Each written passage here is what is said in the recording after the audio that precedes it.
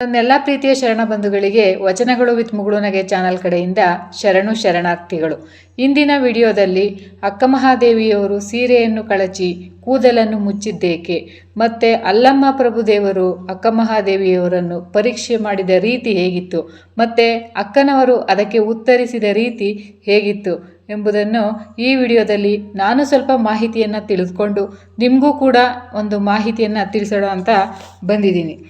ಬಸವ ಕಲ್ಯಾಣದಲ್ಲಿರುವ ಅನುಭವ ಮಂಟಪಕ್ಕೆ ಅಕ್ಕ ಮಹಾದೇವಿಯವರು ಬಂದಂತಹ ಸಂದರ್ಭದಲ್ಲಿ ಅನುಭವ ಮಂಟಪ ದೊಡ್ಡ ಆಧ್ಯಾತ್ಮಿಕ ಶಕ್ತಿ ಕೇಂದ್ರವಾಗಿ ಹೊರಹೊಮ್ಮಿತ್ತು.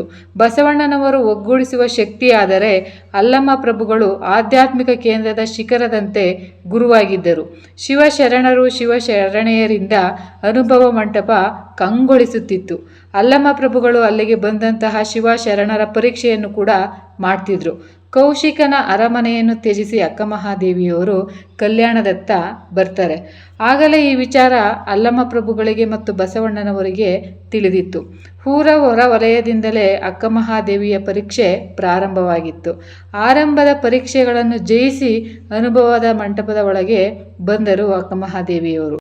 ರಾಜನ ಅರಮನೆಯನ್ನು ತ್ಯಜಿಸಿ ಕಲ್ಯಾಣಕ್ಕೆ ಬಂದ ಅಕ್ಕ ಮಹಾದೇವಿಯವರು ಅನುಭವ ಮಂಟಪದಲ್ಲಿ ಅಲ್ಲಮ್ಮ ಪ್ರಭುಗಳು ಅಕ್ಕ ಮಹಾದೇವಿಯವರನ್ನು ಪರೀಕ್ಷಿಸಿದ ರೀತಿ ಎಷ್ಟು ಅದ್ಭುತವಾಗಿತ್ತು ಅಂದರೆ, ಏನಂತ ಕೇಳ್ತಾರೆ ಅಂದರೆ, ನೀನು ಯೌವನದಲ್ಲಿ ಇರುವ ಸ್ತ್ರೀ, ನೀನು ಇಲ್ಲಿಗೆ ಏಕೆ ಬಂದೆ? ಇಲ್ಲಿ ವೃದ್ಧರು ಶಿವಶರಣರು ಇರುವರು, ಸ್ತ್ರೀ ಎಂದರೆ ಶರಣರು ಮುನಿವರು. ನಿನ್ನ ಪತಿ ಯಾರೆಂದು ತಿಳಿಸಿದ ಮೇಲೆ ಬಂದು ಇಲ್ಲಿ ಕೂರಬಹುದು, ಇಲ್ಲವಾದರೆ ಹೋಗಬಹುದು ಎಂದು ಕಠಿಣವಾಗಿ ಅಕ್ಕ ಮಹಾದೇವಿಯರಿಗೆ ಪ್ರಶ್ನೆಯನ್ನು ಕೇಳ್ತಾರೆ. ಅಕ್ಕ ಇದಕ್ಕೆ ಉತ್ತರವಾಗಿ, ನಿಸರ್ಗದ ಮದುವೆ ಮನೆಯ ಮಂಟಪದಲ್ಲಿ ಚನ್ನಮಲ್ಲಿಕಾರ್ಜುನನೆಂಬ ಗಂಡನೊಂದಿಗೆ ನಮ್ಮವರು ನನ್ನ ಮದುವೆ ಮಾಡಿದರು. ಚನ್ನಮಲ್ಲಿಕಾರ್ಜುನ ನನ್ನ ಪತಿ ಎಂದರು ಅಕ್ಕ. ಅಲ್ಲಮ್ಮ ಪ್ರಭುಗಳಿಗೆ ಅಕ್ಕನ ಹಿನ್ನೆಲೆ ತಿಳಿದಿತ್ತು. ಆದರೂ ಬಂಗಾರವನ್ನು ಓರೆಗೆ ಹಚ್ಚುವಂತೆ ಜಗತ್ತಿಗೆ ಅಕ್ಕನನ್ನು ಪರಿಚಯಿಸುವ ಸಲುವಾಗಿ ಪ್ರಶ್ನೆಗಳನ್ನು ಕೇಳ್ತಾರೆ. ನೋಡಿ, ಬಂಗಾರವನ್ನು ನಾವು ಯಾವ ರೀತಿ ಪರೀಕ್ಷೆ ಮಾಡ್ತೀವಿ ಆ ರೀತಿ ನಮ್ಮ ಅಕ್ಕ ಮಹಾದೇವಿಯವರನ್ನು ಜಗತ್ತಿಗೆ ಇವರು ಎಂಥವರು ಅಂತ ತಿಳಿಸೋದಕ್ಕೋಸ್ಕರ ಅಕ್ಕ ಮಹಾದೇವಿಯವರನ್ನು ಕಠಿಣವಾಗಿ ಪ್ರಶ್ನೆಗಳನ್ನು ಕೇಳಿ ಪರೀಕ್ಷೆ ಮಾಡ್ತಾರೆ ಜನಗಳ ಮುಂದೆ. ಮತ್ತೆ ಅಲ್ಲಮ್ಮ ಪ್ರಭುಗಳು ಪ್ರಶ್ನೆ ಕೇಳ್ತಾರೆ, ನೀನು ಇನ್ನೊಬ್ಬರ ಮೇಲೆ ತಪ್ಪು ಹೊರಿಸಿ ಹೊರಟು ಬಂದಿರುವೆಯಾ? ದೇಹದ ಮೇಲಿನ ಸೀರೆ ತೆಗೆದು ದಿಗಂಬರಳಾಗಿ ನಿನ್ನ ಕೇಶದಿಂದ ಅಂಗವನ್ನು ಮರೆಮಾಡಿಕೊಂಡು ಬಂದೆಯಲ್ಲ, ನಿನ್ನ ಮನಸ್ಸಿನ ಭ್ರಾಂತಿ ಹರಿದಿಲ್ಲ.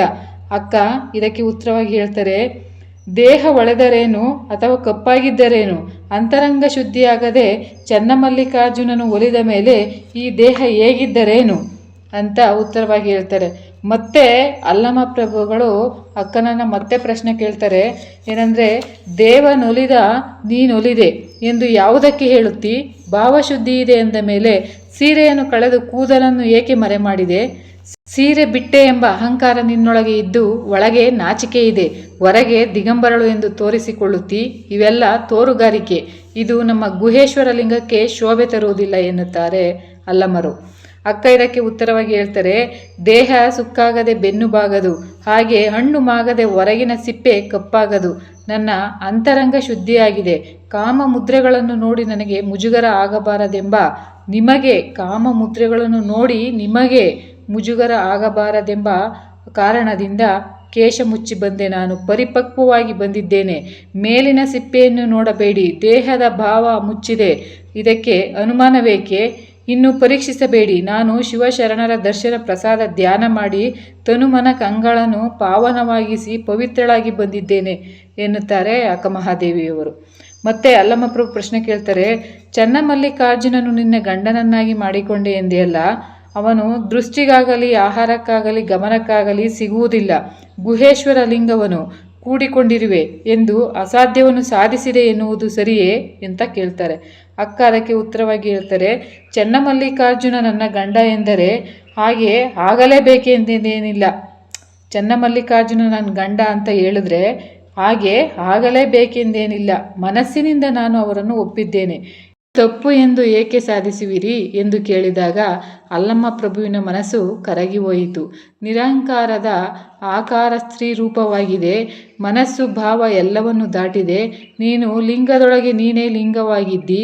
ಕಿರಿಯರಾದರೇನು ಹಿರಿಯರಾದರೇನು ಅರಿವಿಗೆ ಹಿರಿಕಿರಿ ಎಂಬ ಭೇದವಿಲ್ಲ.